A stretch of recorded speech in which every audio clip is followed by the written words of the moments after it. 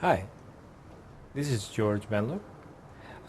Well, I show you more or less how to do two wrestlers here with water-based clay. This is the list of tools that we use.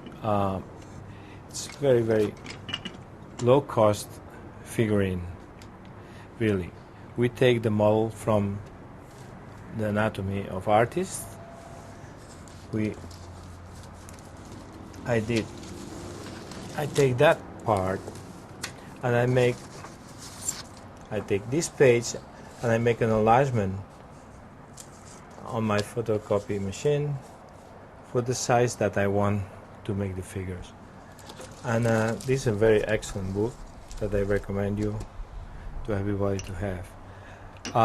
The cost of this, it's very low. It's $7, a full block of clay, 5 and 5 for the crystal clear enamel and the color.